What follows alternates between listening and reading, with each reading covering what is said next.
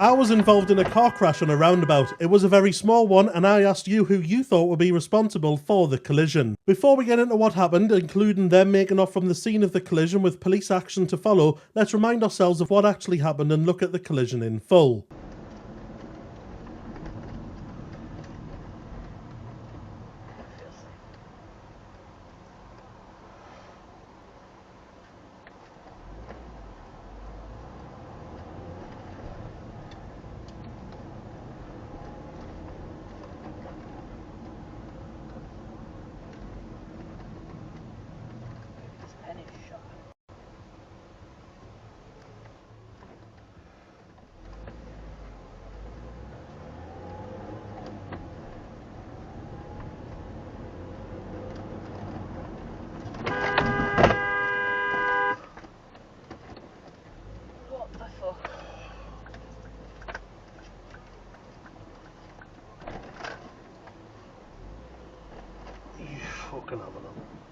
For those that don't want to stick around, here's the TLDR. Yes, the other driver did make off from the scene of the collision. They were so beside themselves with remorse in the police interview, however, that I elected to withdraw any further action against them. The Mini driver would have been found completely responsible for the collision had any claims been made, but as it turned out, there wasn't actually any damage to my car. Not that I knew that at the time. It would not go 50-50 per the case of Grace and Tanner that I often discuss online, because it's actually the opposite of Grace and Tanner. I'll discuss that in more detail later in the video. At the time of the collision, I didn't see their indicator or their initial move left because at that time they were in my A-pillar. What I should have probably been doing was leaning forward so that as they disappeared into my A-pillar, I had a bit more visibility of them. That is my bad. It doesn't change liability, but it wasn't the greatest roadcraft from me. Now into the detail. I was leaving Bowburn at its south exit, which is the A177, heading for the large roundabout above the A1 to eventually take the A688 west towards Spennymoor and Bishop Auckland. The Mini pulled up behind me in the same lane and they were looking to take the A1 south.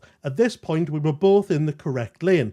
As we entered the roundabout, we again were in the same lane, and that was the correct lane for both of our exits. As we traversed around the roundabout to where we get held at the traffic lights, the Mini driver now starts their chain of errors. As I am in lane 2 to proceed around to the A688, they move into lane 3, which is signed for the A688 and A177, but we know that they want to take the A1 south, meaning they're definitely in the incorrect lane. As the lights turn green, I continue around in lane 2, which then becomes lane 1 for my intended exit, which is the A688, and the Mini cuts across all 3 lanes trying to exit onto the A1 south. They collide with my wing mirror, and I thought they collided with the front of my car, but they actually didn't. It did look like they were pulling up at the top of the slip road, which is wide enough for that to be safe, so I pulled up onto the paved area on the roundabout, hoping to exchange details. But then I noticed them heading down the slip road onto the A1 south, away from the collision. Before I discuss that in more detail, let's talk about the liability some more first. Naturally, because of my online niche, a lot of people had their opinions. There were a number of comments saying that this should be settled 50-50 per the case of Grace and Tanner that I often discuss on roundabout collisions. This, however, is the opposite of Grace and Tanner.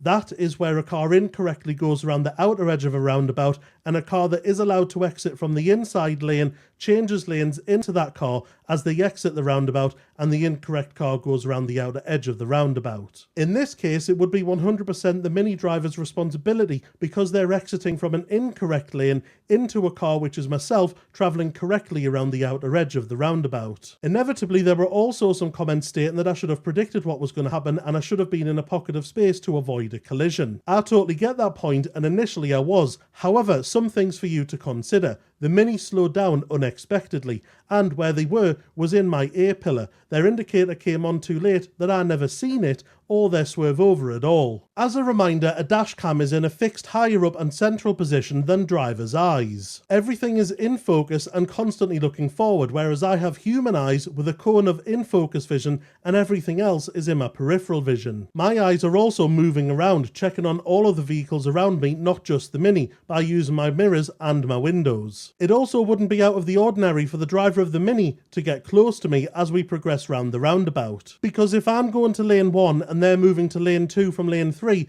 as they would be allowed to do if they're going in the same direction as me, it would be right for them to be right alongside me as we both proceed to Spennymoor in separate lanes. Now, if I was to change anything about my actions here, it would have been to lean forward to get a better view of the Mini as they disappeared into my A-pillar, because in my car, the A-pillar is very chunky. So in conclusion to the liability, if any claims were made, the Mini driver would have been found completely responsible for the collision. Yes, I could have had slightly better roadcraft, but that would not change the liability. Anyway, let's move on to absconding the scene of a collision. As you will have seen when I first uploaded the video, the driver of the Mini absconded the scene heading down the slip road onto the A1, so I quickly had to make a decision to either go around and hope to catch them up, or wait for them to hopefully come back and exchange details. I decided to be proactive and headed down the A1, whilst we tried to keep an eye on the cars coming in the opposite direction to see if they had turned around. I took a gamble and didn't come off at the next immediate slip road, and eventually caught them on the A1.